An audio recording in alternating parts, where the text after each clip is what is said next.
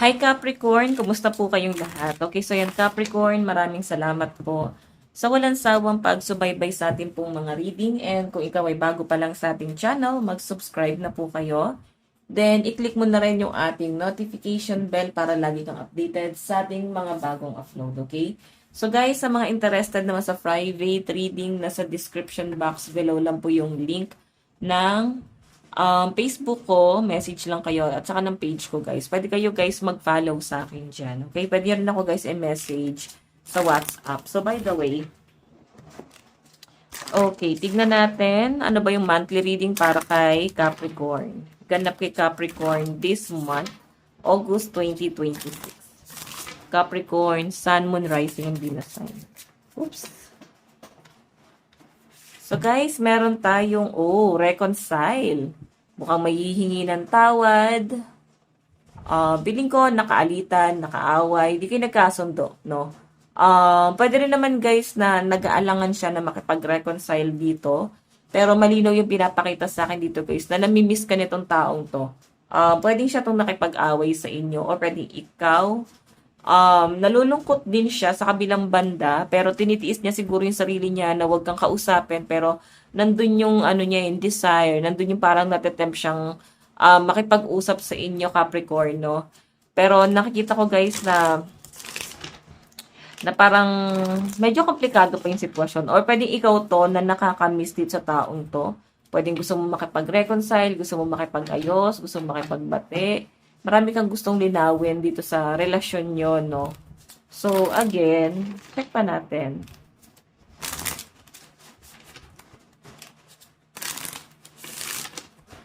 Additional message.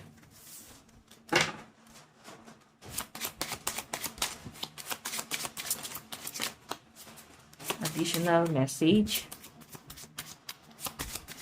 Oops. Meron tayong debt. Ayan, no? Ending and new beginning. So, I think gusto niya guys makipag-ayos. Kasi gusto niya na maayos kung ano man yung sa inyong dalawa, no? Lagi kang iniisip na tong taong to, Capricorn, or pwede ikaw to. Nakikita ko na parang gusto niyo pa rin ng malinaw na connection dito sa pagitan yung dalawa. Like, parang wala sanang bitterness, walang naging problema, parang nothing happens. Parang wala lang nangyari. Hindi pong ganun ba kadali ang makipagbate? Ganun ba kadali ang makipag-usap sa person na dati mong minahal? Or ngayon, di ba, gusto niya ng new beginning? So, ito naman kasi guys, hindi pangit yan, no? Ending and new beginning. Sabihin ko, may natapos sa inyo guys, may new beginning na pwedeng paparating or mangyayari sa connection yung dalawa.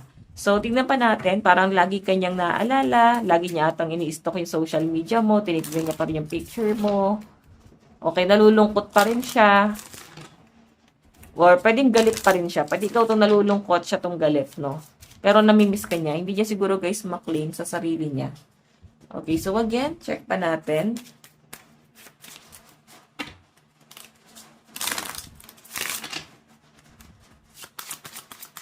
Capricorn.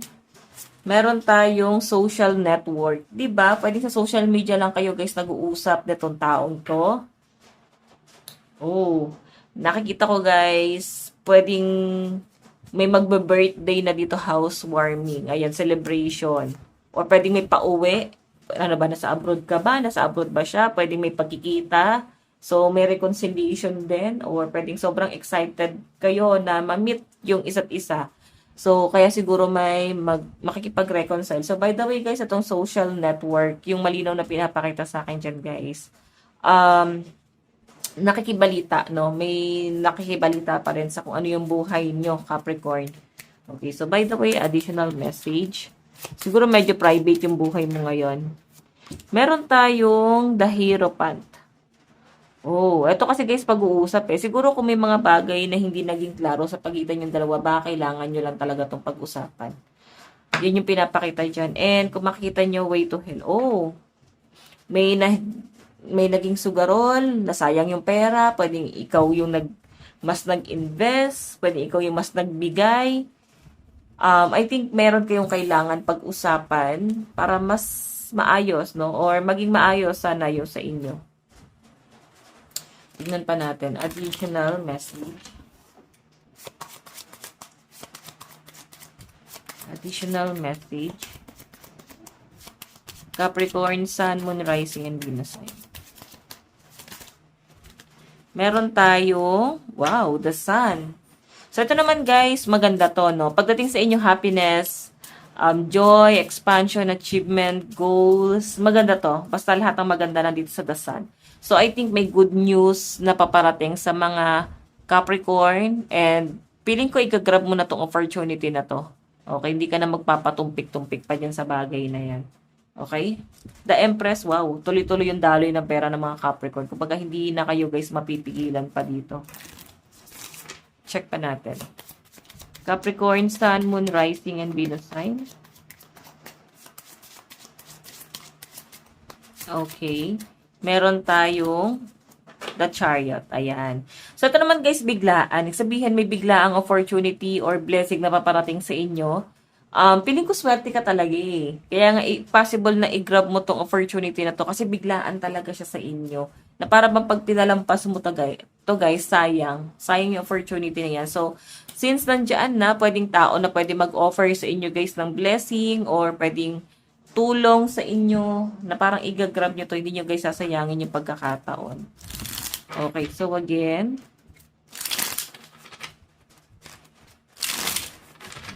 additional message. Okay, pagdating sa pera ni Capricorn, pagdating po sa kaperahan ni Capricorn, Spirit Guide. Kaperahan po ni Capricorn. Meron tayong the Lovers. Oh, pwedeng meron kang person na nagbibigay sa inyo, pwedeng jowa mo, asawa mo, na tumutulong pagdating sa financial mo. Das ano, 'di ba? Nakakatulong talaga sa inyo guys ng malaki. The Lovers eh. Siya yung parang nakakapag-provide or pwedeng nakakapagbigay ng pangangailangan mo. So, by the way, additional message.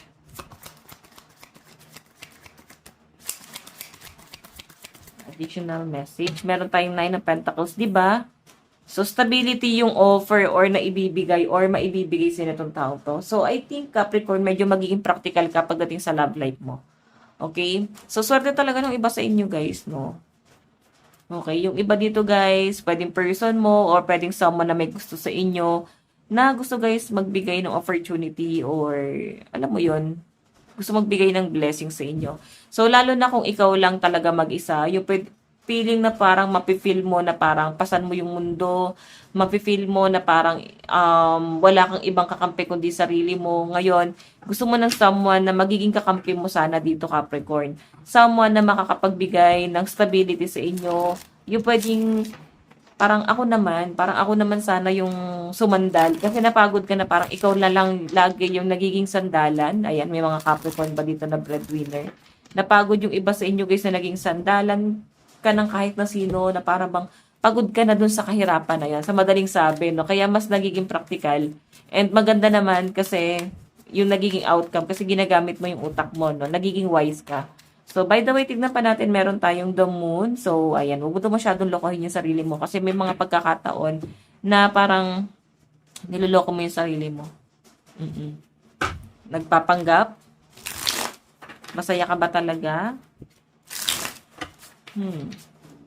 Tignan pa natin guys, pagdating naman sa love life mo, Capricorn, Sun, Moon, Rising, and Venus sign. Meron tayong Knight of Wands. So, meron dito guys someone na pwedeng masyado niya pinoprotektahan yung energy niya sa inyo. Medyo nagiging defensive. Pero, pag sinabi kasi guys, Wands is may gusto pa sa inyo.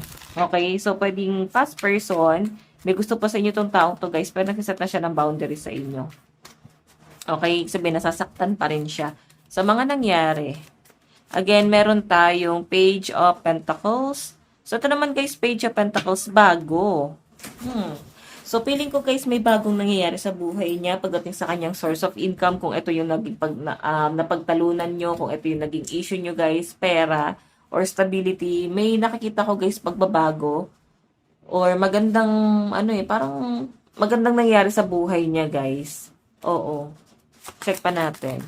Pagdating sa love life mo, Capricorn. O, the Hierophant. May mga pagninilay-nilay ang mga Capricorn dito. So, Capricorn, masaya ka ba talaga sa nagiging buhay mo? Kasi yung pinapakita sa akin dito, medyo, hindi naman totally frustrated, pero pinapagana mo talaga yung isip mo eh. Siguro, binibigyan mo lang din talaga ng leksyon yung person mo, like, kung may pagbabago, bakit hindi? Kung may magbabago sa kanya, bakit hindi? 'Di ba? Ba't hindi mo siya bigyan ng second chance? Or gusto mo lang talaga na mag-improve din siya sa buhay niya, hindi puro ikaw. Ganun yung pinapakita sa akin. Baka napagod ka na i-motivate itong person na to. So again, additional message, advice para sa inyo Capricorn. Meron tayong make time for self-love. So ito na yung time para sa sarili mo naman.